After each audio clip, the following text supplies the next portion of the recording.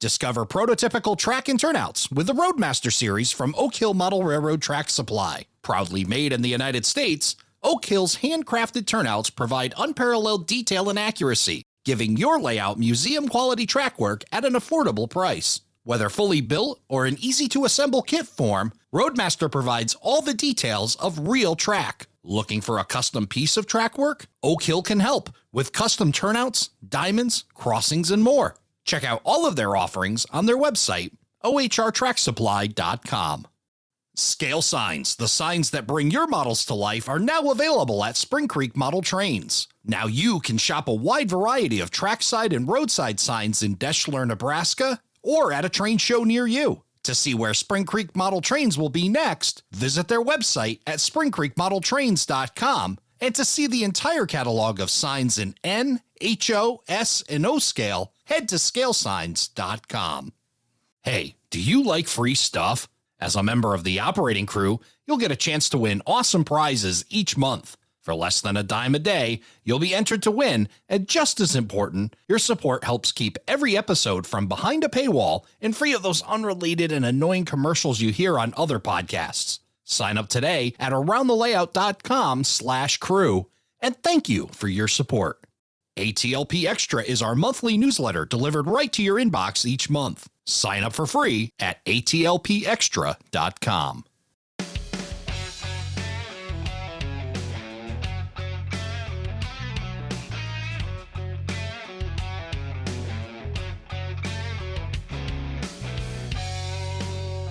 Hello, everybody, and welcome to Around the Layout, where model railroaders come to tell their story. My name is Ray Arnott. So glad you could join us. In late September, I attended the second annual Colorado Rail Proto Meet in Greeley, Colorado. It was my first time attending this new RPM hosted by the fine folks at the Colorado Model Railroad Museum, and it happened to be my first time visiting the museum as well. Coupled with the Home Shop's freelance forum, the CORPM delivered their own unique approach to a railroad prototype modelers meet, providing a wide variety of models, modelers, and vendors alike. Last week, you heard part one of the conversations I had with these folks at the Colorado Rail Proto Meet, and now it's time for part two. Enjoy.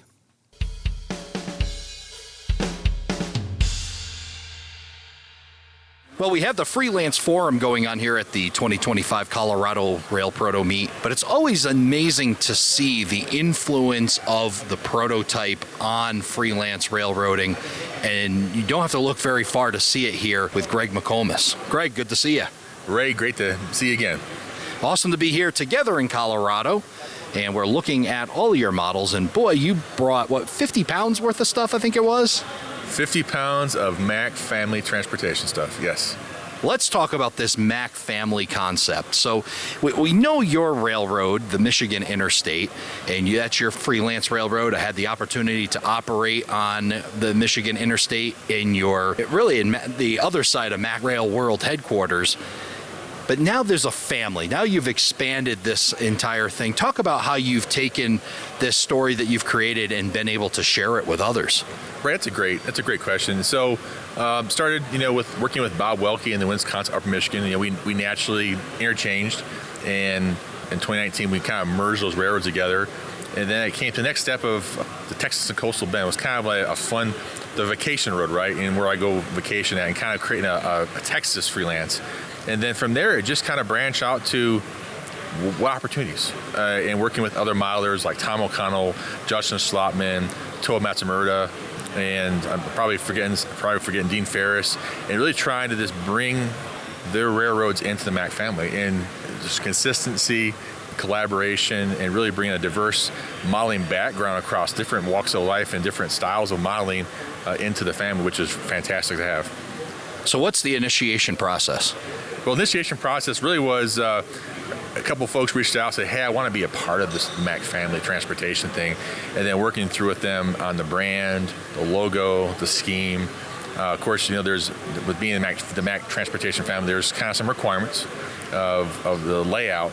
But everything is unique to each road, or I call them franchise owner, and kind of helping create a consistent brand of operations and railroad. However, every road is unique to its geographic area and also to the franchise owner. This looks very much like the prototype. It seems to be like this railroad where you would say their locomotives kind of look like they're dressed up for Halloween kind of concept, where you have the same branding, but yet it's all these individual roads that have been acquired. Seems like very much like a prototype. Yeah, very much so. And we actually finally did a Mack Transportation family engine, which is in the family, really the family color scheme is the Alaska yellow with the Conrail blue. That is our main dip that all roads can share. But then, we have some just really uniqueness, a Katy green with the Northwest Interstate, a Wisconsin Central Maroon with the Wisconsin Interstate. So really drawing back to that uniqueness of each brand to create its own flavor within the main family palette. This is breaking news to me that the Michigan Interstate acquired the Oregon Joint Line. That's some big news to me. Dean Ferris did an amazing job with his N-scale Oregon Joint Line. I was so blessed to have the opportunity to operate it during the 2023 NMRA National Convention. It was so sad to see it go away. Dean's not done yet, is he? No. And so this is really, this is our way of honoring Dean and creating a legacy of the Oregon Joint Line in a modern escape. Dean's given me a lot of creative freedom. I helped him design the original OJL logo, and we applied that logo going forward with the Michigan Interstate or a Mack Transportation family with a black dip-on locomotive with the yellow nose. And really, the Oregon Joint Line, what we did there was really kind of just fast-forward it to modern times, rationalize it to what it would be as a short line, and really it's continuing to honor the legacy of the amazing work that Dean put forth in that railroad. And that's my way of kind of honoring the work he done and just continue to carry that name and that brand forward as long as I can. So talk about the rules of having to be under the Michigan Interstate flag, and let's talk about locomotives specifically. We do see a common scheme, but again with some differences in colors and everything else. What are the requirements? So it is an all EMD fleet. We dabbled in NRE for a little bit, but it's all EMD. And so it comes down to when we work with the road owner, the franchisee who wants to come on board, we kind of figure out what they have, right? And luckily, everyone we talk to, they all have EMDs, which has been fantastic. I think it's just a real popular brand to have with freelance, and given the offerings in the model market, makes it really easy to accomplish depending on like a GP38. Multiple manufacturers make GP38s, GP40s, which makes it very obtainable to have your own, acquire one and also do it. So that's kind of the first thing is really figuring out your fleet, and then really gets back to the main question that we talked about today in our education session is, what is your railroad's purpose? And then developing from there the operating scheme, the customers, and really helping build out a strong brand that has a family a resemblance right to the Michigan Interstate Mack Transportation, but we also want to make sure that brand is uniquely to that road owner. So it's kind of a give and take back and forth and build upon our strengths and helping them make their freelanced version of a Mack family road awesome. That's what it comes down to, having fun. What's a family meeting look like? Do you guys get together and kind of discuss this, or is this even a democracy? Or is this just is McComas the king and then everybody else, or do we get some say in the family? Is there just kind of a hierarchy? How does this all work? I'd say Toa's here. So we have one of our franchise owners here, Toa, who has a Mackinac Cedarville. He's here, and I think he put it a good way is, I've created a very large sandbox with strong walls, and I've given plenty of shovels to work within that sandbox, and that's really what it comes down to is kind of creating. We have the overall family has that sandbox. So I call it democracy because the logo, while it's gonna be a circular logo on the cab, we work with every owner to identify what is the symbology or the symbolicness of that logo that's unique to their railroad. So whether it's a Blue Bonnet, River Valley, or Caribou, or whatever it is, we work with every road owner to identify that and also work on their main hood color scheme. So it's a lot of collaboration, it really is. It's not all just Greg says yes. It's a lot of back and forth. Well, that's awesome. And boy, you're just having a lot of fun. Bringing guys together and sharing a passion together, having something in common with a freelance railroad. You've really onto a great thing. Where did you come up with this idea? So really the idea came out of, Bob and I kind of put our two railroads together in 2019, 2020-ish, and that was cool. And then I got the idea from Chris Palmieri, of all people, right? We're here on Freelance Forum. On his Meridian Speedway website, he has a page dedicated to franchise opportunities. And it talks about different vignettes within the NTO franchise that, hey, if you want to model this, he has resources to help you kind of bring that to fruition and being a part of the NTO family, or actually part of the NTO railroad. And I thought, that's a great idea, but instead of just being within one railroad, what if I opened that franchise up to a railroad family and kind of just reworked it a little bit to kind of have more of the Watco, Janus, Wyoming. I know people kind of shriek when they hear that, but having more of a business model like that where every road is unique to each owner. I say on the podcast, the hobby is so much better shared, and you've just found a really unique way to do that sharing. Absolutely. It is a family. All the 8 railroads now, there's not 8 owners, of course. There's 5 owners of the railroads, a couple are my own, but it is a family. And best part is we're kind of creating a family within a family in the freelance community. I'm really excited about that and just continuing to support each of these road owners as they develop out their brand and have a great time sharing their freelance concept. I'd be remiss not to ask you, as I'm standing next to Mr. MacRail himself, what's new at MacRail? What's new at MacRail? So we've been working really hard on getting our communications tower out to the field. So we got that. We got some other cool things in the works. Trying to have we got the CPKC PTC arrays. There's 2 different styles, very similar, but 2 different styles. They'll be coming out here pretty soon. We got our yard trash cans are pretty hot off the press. So a little bit of this and that, and we're working on hopefully some new things, announcing closer we get to Amherst.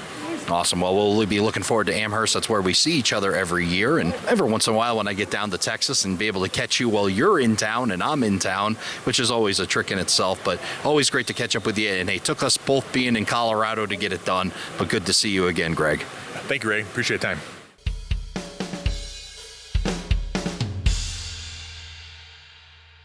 Well, I've traveled all the way to Colorado to see a fellow nutmegger, and that would be Bill Schneider from Rapido Trains. Bill, good to see you. You too, Ray. How you doing? I'm doing awesome. Good. Great to be here in Colorado. Colorado Rail Proto Meet, meeting a whole bunch of folks, and then seeing faces I've seen not all that long ago. I'm trying to think the last event, I think, was the New Haven event I saw you at. Yes, only a couple weeks ago. It's been a busy month. It's been a very busy summer, end of summer, fall. We are in model railroad season. I know Rapido's gearing up for that as well. You've got a lot of great products here to show at the Colorado Rail Proto Meet. Yeah, we're busy all year round. It's not a season, but yes, we've got a lot of great stuff. Michelle and her crew are doing a fantastic job out here. The meet has been great, and the response is great on the products that we're bringing.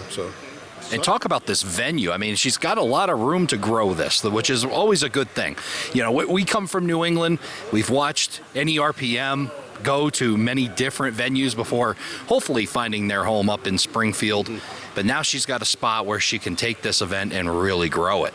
There's a lot of space to grow into here. I was joking with her early this morning about was she going to fill it next year, and she kind of smiled. But yeah, I think they've got a great venue, a great location, a great place to put this on, and some great momentum going. This is only the second year, and so very impressed. Yeah, and a very convenient, big room here we're all inside of. And then just outside the hall across the way is all the clinics and everything else, so you don't have to go very far. Everything is within reach here. Just a great spot to be. Absolutely, and the clinic rooms are nicely spaced out. They're a good size. They work very well today. Yeah. Awesome stuff. And as part of that, we have vendors here, and we have manufacturers, and we have Rapido here, and you've brought along a whole strew of models here. You must have been in the oversized bag compartment in the aircraft with all this stuff coming here to Colorado. But talk a bit about what you brought on display. So yeah, it was all UPS, so there's no way we were going to pay oversized baggage for any of this. But we've got a lot of products. Most of them are factory samples and first production batches on things like the SD9s and the SD7s, 9s, and 10s, okay? New runs of E8s, C36s and C30s, new runs of those, new paint schemes. The N-scale RDCs, these are production models that we've brought here, which the response has been great. And then we've got a lot of pre-production stuff. We've got production samples of the New York MTA M3, which of course we're familiar with in the Northeast. They have no idea what it is here, but that's okay. 44 tonners, the new paint schemes coming on those, the Rio Grande cabooses, just all sorts of exciting stuff we have in the works, and lots of samples out here. It's awesome. And then, of course, we're amongst some of the best of the model railroaders, so it must be great for Rapido to be able to be at the foot of the customer where you can actually show them, and especially the pre-production samples, getting their feedback, getting their input must be very valuable to you folks. It is, and these RPM meets in particular, to me, are some of the most valuable shows that we do, because it is one-on-one with people that are right in our wheelhouse for what we're trying to produce. And it's also a great way to network with those guys. They're the experts that are providing us the information or offering us information. We've had several of those, just today. And it's a great way to get out there and meet the folks. And also take advantage of things like the layout tours they had on yesterday. There's some great layouts in the area. You get to see the stuff in operation on other people's layouts. It's wonderful. That's awesome. Tell us about some of the layouts you got to see yesterday. So yeah, we had a great time. We got to see John Parker's BNSF Fall River Division. Beautiful, beautiful layout. Doug Geiger's Granite Mountain Railway, really impressive, full working CTC machine with all the original relays and stuff. I mean, that was a clinic in itself. And Dave Stewart's Appalachian in Ohio, beautiful 2-rail low-scale layout. Just some great layouts. There were a whole bunch of others that we wanted to see, but just ran out of time. So, yeah. Well, that's awesome being able to be in Colorado, be able to see the modelers that are around here, get to do layout visits. Always something good to take away from any layout visit, isn't there? Oh, absolutely. Every layout we saw something that I was taking photographs not of the layout, but of how lighting valances were done, and how they did a control panel, or how they did the shelf on the edge for car cards, and just some great little tips and techniques you pick up on all this. And of course, there was a lot of Rapido models running on all these layouts. So that I can actually claim it must have been work, right? Yeah, that was it. Yeah, you can definitely expense this trip because it was definitely all work related. Representing Rapido and representing them very well. And then not only do we talk about getting good modeling advice and getting all the information you need from expert modelers, but then I got some travel advice from you, because the secret's out. I'm going to Sydney, Australia, and on the way I'm stopping in Hong Kong, which is a trip you've done several times, and you were giving me a little bit of advice about how to handle that 15 hours in the air. There's no easy way, but you're doing it the right way, at least as far as airlines and comfort goes. But yes, it's a slog going out there, and having some downtime at the airport and being able to take a shower in one of the lounges there, that makes for a nice break in the middle of the trip, and absolutely take advantage of it. But you're going to be tired out. There's no other way around it. Well, you were telling me about a little bit of a trip that you took, come back, and right around Christmas, and you could completely erase your memory. So yeah, when Rapido was producing the Canadian, the train set, I was out there with Jason, and the production was slower than we expected. So Jason had asked me to stay on a little bit longer. This is in December, but he says, I'll have you home for Christmas. So he flew me back like the 21st, 22nd, something like that, and I got home. And our family tradition is the whole family comes over, and I'll cook dinner for them. And, it's an extended family, so there's 15, 20, 25 people, whatever. Apparently everybody had a great time. There's photos of everybody enjoying themselves. They all told me what a great time. I have no recollection, zero, of anything that happened that Christmas. Apparently I was there, but I was so jet lagged on the way back that my memory just went. So be careful. The second or third day back, I'm telling you, that's the tough one. Yeah, well, that's what I was telling you. I plan on taking the next day off when I return. I may have to take the next couple days off, or I'm just going to go out there and try to do my full-time job with absolutely no memory of it thereafter. Can you work at night? Maybe I might have to try to do that, or find a way to get around it. But it's going to be a trip worthwhile, and I do appreciate all the travel advice, and it's great to see all the offerings from Rapido, and I'll tell you, amazing models. And it's got to be a fun place to work. I know you work basically out of Connecticut. I mean, you make some trips up there, but nobody has more fun in the hobby than Rapido trains. I tell you, it's a great group of people to work with. There's a lot of passion in the company. Some very, very talented folks working, and yeah, we love it. And I think that shows through in the final product. I think that the passions come through, and we have a lot of fun.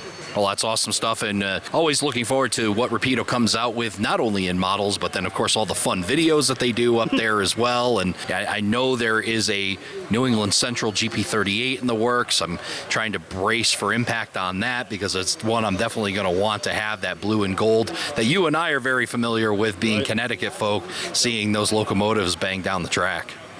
Yeah, there's well, for the guys in the Northeast, there's a lot of stuff coming. We've got the New England Central Jeeps. We've got we announced the Roger Williams a couple of weeks ago. Soft launch. The official word is going to be out this coming week on prices and so forth on that. Yeah, we've got some custom run 44 tonners, Connecticut company, and some New Haven ones coming out. It's just all sorts of stuff for folks in the Northeast. So yeah. Do you help influence that, being a Connecticut guy, being from the New England? Are you able to get those Canadians to pay attention to Connecticut and our railroading history and the scene down here? No, actually, the New England modelers make us pay attention because they buy the stuff. The New Haven guys in particular have been very supportive, but in general, the Northeast is a very strong market for us. We have a lot of following there from the models, and one thing feeds to the other. So, and the other group that's been very, very supportive is the Southern Pacific modelers on the other coast, which we've made some inroads there with the PAs and the E8s and now the Dome cars and so forth, and the SP guys are standing up and taking notice, and it's great when that happens, when people are coming back and saying, what are you making for me next? That's great. Yeah, it's huge to see the relationship between model railroad companies such as yourself and these historical societies, and being able to get the information from them and do an information sharing. Obviously, their focus and their passion is the history of these railroads, and getting it right is something that Rapido is passionate about, coming together and being able to use the information that's been put forth. That's absolutely true. And the thing that for me is very encouraging is you're seeing more and more railroad historical societies, prototype railroad historical societies, taking notice of models and realizing that models and modeling are actually a very big part of keeping the memory of their railroads alive and keeping interest in their railroads going. And a lot of the historical societies are realizing that they could do custom runs of cars or custom projects with us, and use that to help promote their brand and their railroads. Yeah. Well, what a better way to tell the story of history than with a model that actually can show you. You can look at pictures all day long, but there's nothing like the three-dimensional look. Absolutely. And, we're at a point now, people joke with me with the Ontario and Western about, well, that railroad went bankrupt years and years ago and was out of business. But the reality is that there are so many railroads that are no longer around that the only way to really see them in person is in a model form. And it's a great way to keep the memory of those railroads alive. It's to see somebody's layout that recreates that. So, yeah. Yeah, model railroading is a history-telling tool, is certainly I think almost underutilized tool that we should really be focusing on more, especially in the club scene, where there's always a story to be told and tie in with the history, the historical societies and libraries, and between all of the different organizations that really love history and be able to use it as that telling tool. Absolutely. So outside of the model railroading, I'm the president of my town historical society, Haddam, Connecticut, and we did a train Christmas a couple years ago where I did some models of some of the stations in town, and they were auctioned off, and huge amount of interest in what railroads had been in the town and things like that, and I'm seeing this again. Some of the railroad historical societies are reaching out and trying to get more people involved through promotion of the models, and it's wonderful. Well, excellent. Great story to be told there. It's great that you, again, with Rapido, using that relationship to help build beautiful models. Great to see the display that you brought here to the Colorado Rail Proto Meet.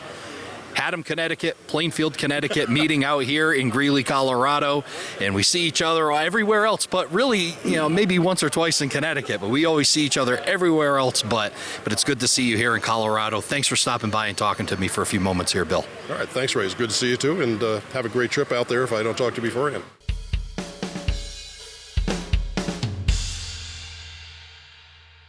Well, we've been talking to a lot of freelancers here at the Colorado Rail Proto Meet. Let's go to actual prototype. I mean, you can't get any more prototype. When I look over here and we've got a parts manual and diagrams, and that's all brought to us courtesy of Rick Bacon here. Rick, good to see you. It's good to see you, Rick. Glad to be here. We were just standing around. We had Radisson McGuire, and you were going through all of this. And I said, I got to turn the recorder on. I got to get this story because you're modeling 2-rail O scale, and you're creating something you just can't get in the store or go buy anywhere. You're creating it yourself. That's an SW1000. Tell us a little bit about how you guys started on building this. So I'm a Rio Grande modeler at heart, and back in the HO days, and even do some N-scale Rio Grande. But O scale is my love, my passion, hobby. And I wanted to build a Rio Grande SW1000. It's a perfect switching locomotive. It's iconic in the Rio Grande world. Those were the end of their switchers. They had a small stable of them. And I had built one in HO scale back in 2000. And by modifying an Athearn shell at the time that was essentially an SW1500. But you have to kind of chop it up and change doors like all the prototype guys were doing around the turn of the century. In O scale, I always kind of thought it'd be fun to drag the project along, but there was no model to start with in O scale. Everything that's out there is either a toy from Lionel or Mike's Train House. A lot of stuff that's fairly good to scale, but just I was looking at modifying a $500 or $600 plastic shell from like Mike's Train House or Lionel, and I'm like, the amount of work that it would take to do that, probably just as easy to start from scratch. So yeah, and when you talk about scratch, what I'm seeing here is you building this really from kind of the track up. It looks like the trucks are those yours or are those somebody else's? So the truck or the concept here, I was going to build off of an O-scale Atlas SW1200. They have a great running horizontal drive mechanism. They're tried and true. You used to be able to get them relatively inexpensive for donors. And that was the plan on this. And my example here today with a scratch-built steel frame was based off of the trucks from one of those. But I think we're going to pivot. We're going to go a different direction with maybe a Stanton drive. So the motor and everything is all underneath the chassis. Leaves the shell open for sound and speakers. And O-scale has big sound, right, to go with big size. Yeah, you got to have that thing booming, right, to really match the scale. O-scale, I love it. I'm an HO guy. I mean, dabbling now a little bit in N-scale. When you start seeing these larger scales like O-scale, it's such an amazing, I don't know if the tangibility of it, but the visual to O-scale is really amazing. I agree. So where I'm personally at in my hobby, raising families and work and things like that, my participation in the hobby is largely after everybody's gone to bed, run down to the basement, turn on the lights for a few minutes and work on something. And just scratch building and fine detailing doesn't take a lot of money, doesn't take a lot of time. It's real soothing for me, and it's fun to just literally, I don't know where I'd be without evergreen. and my basement literally looks like an evergreen hobby shop. I think I have everything they've ever offered in a cataloged on the wall. Just, it's fun. I've scratch built a lot of buildings, scratch built some freight cars. I've never done a locomotive, but I know a few people that have. And I'm like, if those guys can do it. So it's really just a bunch of boxes, right? Just keep building the same squares. And the actual difficult part is finding your research material on how to, how long is something, how thick is something, how tall is something. And that's actually the key to scratch building, not as much as pretty much anybody can learn to glue plastic together, cut and sand and file. It's pretty old school, been around a long time. But the research is to find your dimensions and what are you actually building. Yeah, and let's talk about that research that you've done here. We've got kind of a 3-ring, but it's a book that you've got put together here with clear plastic sheets and all these photographs and drawings and everywhere else. Talk about the process of getting this, what really is gold, right? This is you probably guard this with your life and put it in a safe at night because this is amazing stuff to be able to get your hands on. Talk about obtaining these drawings. So this set of research, it's you're right with gold, and it's a generational gold thing. There's multiple people who've contributed to this. These photographs are, these locomotives have been gone for 20 years, nowhere to be found. They're Hondas now or Toyotas, and these photographs are mine or friends that saw these in real life back in the day and took a lot of pictures up close, a lot of detailed pictures. And I started building this research book I entered this HO scale version of this model in the NMRA national convention in St. Louis, Missouri in 2000. So this was the documentation that was required to enter a model in a contest. And I just built on it over the years. And it was pretty complete for the HO model, but as I started to build the O scale model, I needed something more specific because I didn't have a shell to start with. And I didn't want to make the classic error of measuring some other model and inheriting all of the errors or compromises or just mistakes that might have been made.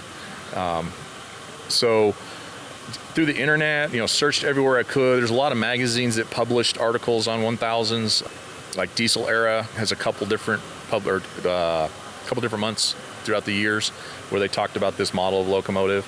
The internet's a big treasure trove of information, but you really do have to sort through it. A lot of best intentions and a lot of they didn't intend the data they put out. They didn't intend for it to be accurate. They just meant it to be entertaining. So, but there's useful in that too. But the real gold mine that I stumbled on was a friend on the internet that had a copy of the electromotive division, the EMD parts catalog for the EMD SW1000s, 1001s, 1500s. It's a manual for all of them. And in that manual, it actually cross-references amazing drawings, lacks measurements, but amazing drawings. They're like engineering or erection drawings from the factory, but they cross-reference them with like part number data that includes measurements. So you can take the pictures and then add those together to figure out, how big is the door, and that was the big controversy on using another model to build this. Was everybody's doors are based on the SW1500. All the model manufacturers out there use the 1500, and it has a different door configuration than the SW1000 because it has a different engine. And for modelers, it's just a visual texture, right? But the real railroad, those doors had purposes, and that's why they were different. So this EMD catalog literally lays out all the variations of doors that were manufactured by the manufacturer. And I got to be honest, guys like Dave Hussey and Cannon and Company, those guys used to talk about, if you ever get a hold of these EMD manuals, which Caterpillar owns it all today, and they're super protective of this stuff. Well, that's why you only see copies. You don't get to see the actual manual because somebody had to put it back, and somebody, let me look at it.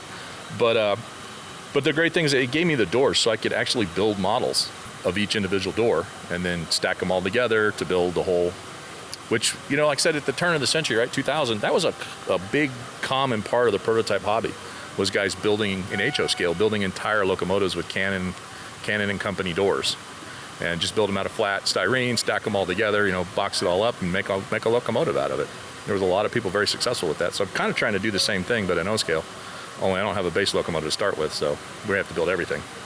Yeah, it's amazing. I'm going through and looking at this research as you're flipping through the pages, and again, gold. It's all this, and I love the fact that you're saying that you're going back. You're not relying and mainly, like you said, compounding on other mistakes. You're going back and really starting from the beginning by doing this and making sure that it's accurate. This really is a hobby within the hobby. This could definitely keep you busy. Just obtaining and then going through all this information and starting to understand all the differences. And I think that's another thing that's lost. And going back, and these all are dated May 1972, just how custom each were for each road. Like Rio Grande would want it one way, and then another railroad would want it slightly different, and they built them different, and now trying to get and make sure that is all correct. What a great little hobby within the hobby. Keep you busy, like you said, raising a family, and this definitely gives you something to be doing in the hobby for sure. Oh, most definitely. A lot of research is done at work, right? You got periods of time when you're not doing anything, waiting on somebody, waiting on something. I served in the military for a long time, so tons of time just sitting on a guard mount somewhere. So a lot of time to just search out data and read it and learn it. And not just the doors, right? That's the common thing, but how was the frame built? How did they build them in the factory? What's the difference between the switchers and, say, the road power, like a Jeep or an SD? Turns out we assume the frames were built the same, and they're not. As I think someone is quoted as saying EMD stands for every model is different, which, steam locomotive guys, where there's truly every locomotive is unique, they laugh at the similarity of diesels. They all look alike, but when you really start looking, turns out every single one is a little bit different. And not only did every railroad specify their version of the locomotive, but then they changed them over time. The manufacturer changed what they made. They maybe made a newer, more improved product, easier to manufacture, and the older ones would eventually get upgraded. The Rio Grande did that on these SW1000s. They came on the property with solid bearing AAR type A trucks. Well, the Rio Grande eventually upgraded them all to roller bearing trucks. The frames, there was a notch in the early versions that the second version didn't. At the factory, there was a different assembly process that I'm sure the prototype guys in real life, well, they're not prototype, the actual railroaders laugh at us paying attention to these details. But it's fun for us. It is a hobby within a hobby to chase down those little details. And I don't know, for me, I own all the errors on my model, right? They're the errors I made. I didn't have to say, Atherin messed this up, or Atlas messed that up, or Lionel. I get to own my errors, and I get to set my compromises. Oh, that's awesome. I'm an old international parts guy, and I've dug through many old international parts catalogs, and now you're going through these EMDs, and I remember in the international parts catalog you would find like midstream or mid-production changes and everything else. Has there been anything that you've been going through as you're doing this research that's really stuck out and really surprised you about the SW1000 and how it was built, and any kind of like those surprise changes that have hit you? So my HO model, I built off of a photograph, and I didn't even notice, and someone pointed out that somewhere in the mid-'80s, the Rio Grande changed the number of steps on the pilots. All the models in the world have 4 steps, and turns out there's 5. But there weren't 5 in the original. You go find old photos and the drawings.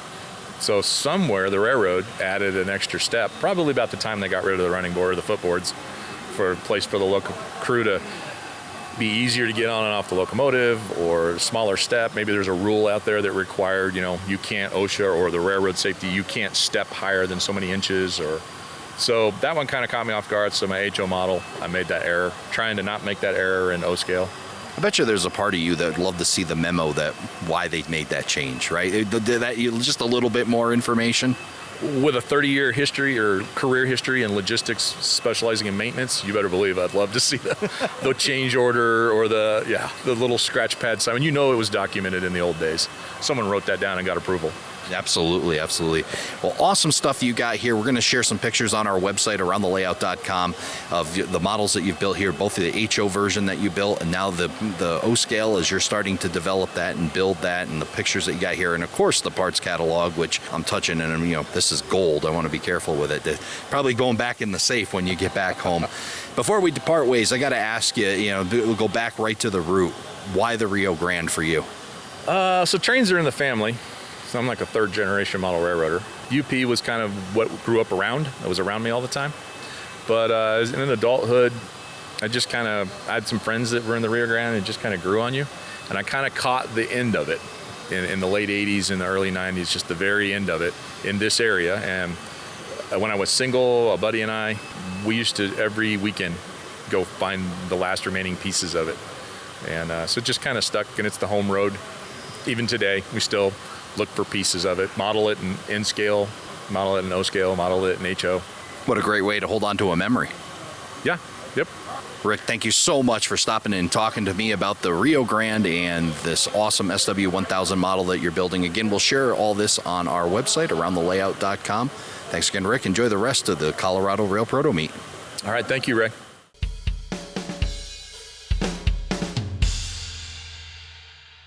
Well, we got prototype in the name, and we are at the Colorado Rail Proto Meet. We got to go over here, and we got to talk to Bob Stears over at Roka Models. Good to talk to you again, Bob. Thanks, Ray. It's a pleasure to see you. It's good to see you. And where was the last time we saw each other? Was it St. Louis? St. Louis RPM. Yeah. But it's good to see you again, obviously at another RPM, this one out in Colorado. You've brought a whole string of models with you. I know that one things that you're passionate about at Roka is that detail. And what better place to talk about detail than right here at an RPM? Exactly, Ray. RPMs for us is really our crowd. And people here appreciate quality, detail, reasonable price. We also focus on historical accuracy. The railroads didn't just decide to build these different types of cars. There is a reason. They were responding to the marketplace, to the economy, to industry. So it's the history of these cars is very important to us, and I think that's why they look so good. Part of it is that there's a story behind each and every one of them. Talk about chasing that story behind it and the research aspect, because you got to have a passion to do that. And I'm sure it's a thrill to learn more about them as you dive into each different model that you create. Yes, I've always been interested in history, and especially industrial history, economic history of the United States and the free world. For me, it's really enjoyable to see the prototypes, but then wonder, why did they do this? And then discover that, oh, well, there were significant economic reasons, oil prices, tariffs, what have you, that drove the real railroads to both make things initially, but then modify them for all sorts of different purposes. And that, it takes a fair amount of time, but I get to meet a lot of really interesting people, and I belong to a lot of historical societies, which are just a wealth of information. So I learned a lot about the prototypes and the railroads and why they decided to build or rebuild certain things as opposed to buying new ones. It's really quite interesting. I enjoy learning about that. Well, I enjoy all aspects of history, but I enjoy learning about why these prototypes, look the way they look, and why they evolved, why they were produced. Yeah, it must be amazing to be able to dive down that rabbit hole and get into that deep of information. Yeah, one must be careful doing that. The hard part for me is enough is enough, but in terms of research to actually produce an accurate model. But I've met so many great people along the way who are very happy to meet me, or I hope happy to meet me, and meet somebody who's interested in the history of the prototypes, and they're very just incredible, generous people who share all sorts of great information with me about the prototypes. I think, I enjoy seeing them run. When you learn so much, it must be hard to slip back, or maybe you can't even return to the world of ignorant bliss anymore, right? How do you draw a line when you're creating? Now, we know in the modeling, when you talk about building layouts, there's compression, there's sacrifices to be made. But when you're trying to build a prototype model, where's the line? How do you make that very difficult decision? That is one of the big questions, if not the biggest question. These are not miniatures of the real thing. They are scale models, but the models are the sacrifices I make, and where I draw the line, so to speak, is having them operate properly. And if these were just scale reproductions, they may not run very well in the model layout, or it's very important. So, we do sacrifice some things, make sure the coupler's the right height, the couplers fit, of course, that there's adequate, the wheels are turned to give a good radius on a model. So little things like that is where I draw the line. If it's not going to run well and not going to give the customer and fellow model railroader happiness and joy, then it's no use to it. Let's talk about some of the models that you brought with you. We're looking at two tables that you have set up here, both 8 feet long, both piled up here. We've got, I see some auto racks of there, and then we some tank cars. Let's start with some of the auto racks and the different designs that you've decided to cover in your line here. Well, thanks, Ray. These are the last of our first project, which are the first enclosed auto racks that were built by a company called Whitehead & Cales. They were 11 railroads got together in the early 70s in response to the oil crisis. As you all remember, the gas and oil crisis in the 70s that was the result of the Israeli-Arab War, where gas prices jumped from 30 cents a gallon to $1 a gallon within weeks. The railroads got together, and the challenges of that time, the economic challenges, plus everybody wanted a small car, plus the tremendous expenses of insurance and damage from open auto racks. These 11 railroads got together and designed the first enclosed auto racks.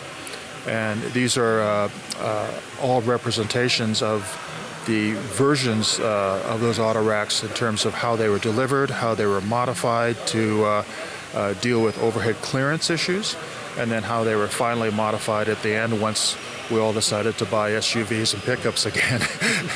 So we have models from basically all of those 11 railroads as they were delivered in 1975, as they were modified in the early 80s through 90s, and then as they ended their service lives up to 2010. Although the Canadian Pacific, or CPAA, is still running their versions of these in the U.S., and you'll see them on occasion if you live in auto rack country, so to speak. So a model that covers a whole bunch of ranges, and then back to what we started this conversation with, a model that, or a prototype that was built for a reason. There was a reason for it. It talked about war and the gas prices, and it's neat. You're able to not only have a model on your layout that obviously serves the purpose of having the car on the layout, but now you have a story behind it, and you get to be able to understand that history and tell it. Well, absolutely, and it's interesting to me and gratifying. And modelers now, a lot of folks just want something that they like, but there are a lot of folks, as you know, who model a specific era. So this project was equal or very appealing to me because we could offer something for the people modeling in the 70s, the 80s, 90s, up to, well, the present day. That was very encouraging. And people ask me all the time.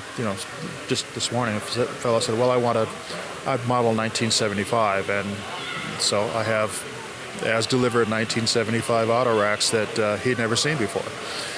And he was happy to sell them a couple. Awesome stuff. Let's talk about the tank cars, and you got a wide variety of tank cars over here as well. Yes, these are 16,000 gallon GATC manufactured tank cars. These cars were produced for numerous railroads, Santa Fe, Northern Pacific, SP&S, from 1949 to 1955. At their time, they were considered to be huge tank cars at 6,000 gallons capacity. Also, Chicago Great Western purchased a slew of these, which again became Chicago Northwestern. We're offering here today versions of these cars as delivered from 1949 to supply the new transcontinental Santa Fe diesels, so that when the diesels were at a crew change location or we had a refueling stop, there was always a tank car there with designated diesel fuel for those new transcontinental streamliners. As you can imagine, probably one of the worst things is you're on the chief going from Chicago to LA to run out of fuel somewhere. So we have those, a series of maintenance away from Santa Fe, and then some fire cars, emergency fire cars for Santa Fe and BN, with hose racks, electric motors, electric battery box, photo cells that are very prototypical, but really interesting, I thought. Where I live, of course, in Montana, there's forest fires are known to happen, so these not only look great in the yard, but they're seen quite frequently where I live in both special trains and revenue trains. We also have specialized maintenance away trains for Santa Fe, that is water cars that they converted diesel fuel cars to carry potable water, especially in the West during the droughts, and they would take these tank cars to various shops, locations, depots, and even small towns, so the small towns could fill their water tanks.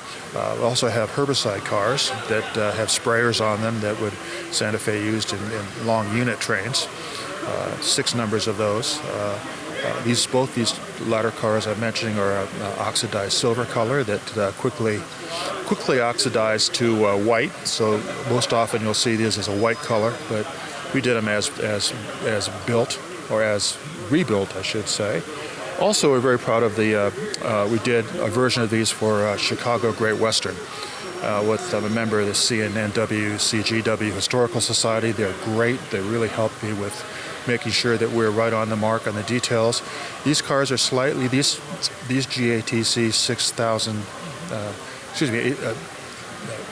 6,000 gallon tank cars had some very specific railroad changes. Specifically, the tank heads or the tank ends are much more bulbous to a 2-to-1 elliptical, increasing the capacity by 400 gallons. We don't think anybody has ever done those before and ready to run accurately. And we really plumb the depths, so to speak, with the experts at the Historical Society to get that right. And they actually supplied a lot of fantastic builders information on those cars. We have those for Chicago Great Western and then Chicago Northwestern.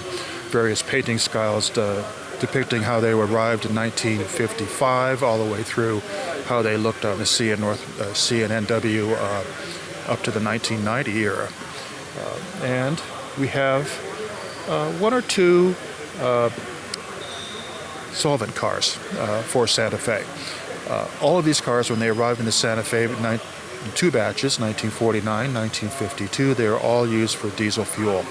Almost all used for diesel fuel, as I understand it.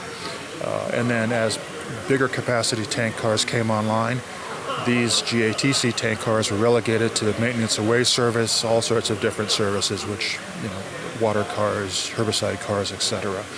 But this is a very colorful end banding. Santa Fe put colored end bands for the types of solvent being used. So we have two of these cars, one for Licks 129 anti-corrosive solvent. I'm told some pretty nasty stuff, but and then another one for just general solvents that would be taken back and forth from shops. These maintenance away tank cars, although they are maintenance away, so to speak, they were constantly in motion taking these products back and forth from the refineries or factories to the various locomotive repair shops and car shops. So it's been an interesting project. This is our third run of these tank cars. The last one is Montana Rail Link, which I photographed in the Helen, Montana yard in January of 2021. So this run of 13 different varieties of colored varieties, different liveries, and different railroad-specific changes extends from 1949 on the Santa Fe to 2021 on Montana Rail Link. It's a former Northern Pacific car, but it was, as far as we can figure, the very last of these GATC tank cars in service. A lot of amazing offerings here and a wide variety, and it seems like a lot of great passion projects for you as well. How do you balance the passion project to the commercial part of it, right? If this is a business, you have to sell product, but I'm sure you get really passionate about something. How do you set those limits for yourself? That's a great question, Ray. Thank you. A lot of it is what all the friends I've met along the way in this hobby and this industry, and they suggest to me things they would like to do, and the various historical societies I'm a member of, they suggest things, and some things I just think are really cool, and I would love to have them. So a lot of these various versions we have today of the tank cars, there's 13 different liveries and different versions, were things that a lot of people said they wanted and had never seen before. And some of them, to be honest with you, I just thought were too interesting not to do. So we may not sell a heck of a lot of some of those little ones, those passion ones, but I've been very surprised, Ray, that when people see and understand the story, they sell pretty well. Awesome stuff. Let's talk about where we can find more about Roka models. Oh, well, thank you. It's we're selling on our webpage, which is www.rokamodels, that's ROKA.com. RO for Robert, KA for Karen, hence Roka. It does not stand for Republic of Korea Army. It's a conglomeration of my wife, who's very helpful with me and puts up with all of my model building things. They're also available at Spring Creek Model Trains, and also available at Railmaster in Los Angeles. Internet provider Iron Planet also carries our products. But as I said, you can definitely get onto our webpage and purchase them there if you like. We have upcoming projects that we offer. You can go to our website and reserve them. No cash down reservation. It's basically a right of first refusal, so to speak. And people who reserve upcoming model projects, they'll receive a 10% discount from MSRP once the order is fulfilled. So we have a growing list of almost 10,000 now folks on our email list. A lot of loyal customers who have come back. We're a small company, but growing, and have a pretty good family of happy customers. Of course, all of our products are guaranteed. If anything you don't like them, send them back, and we'll replace it and pay for the freight, etc. So it's an interesting business, it's interesting projects, and I enjoy it, as I mentioned, for a lot of different reasons: the historical accuracy, the fun, the design, the research. But I'm not being corny when I say it's, we're selling fun and satisfaction, because a lot of the things that I'm passionate about, when I see them in model form and see them on my little layout, it gives me great satisfaction and pleasure. And it's for me, that's important in these difficult times, to have something that gives you pleasure and happiness. Well, that's what it is. It's an escape for all of us, and you're able to help formulate a product that helps us have that kind of fun. We'll share all the links to Roka's website and how you can get yourself some Roka on your layout. Bob, thank you so much for joining me here at the Colorado Rail Proto Meet. Thank you, Ray. I look forward to seeing you soon.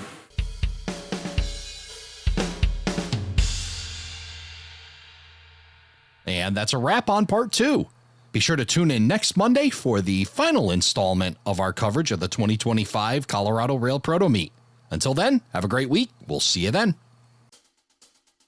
Thank you for joining us for this episode of Around the Layout. Learn more about today's episode, check out past shows, and much more on our website, aroundthelayout.com. Show your support by becoming an operating crew member at aroundthelayout.com/crew. Follow us on social media, aroundthelayout.com/social, and send us your feedback, aroundthelayout@gmail.com. Thanks for hanging out with us around the layout.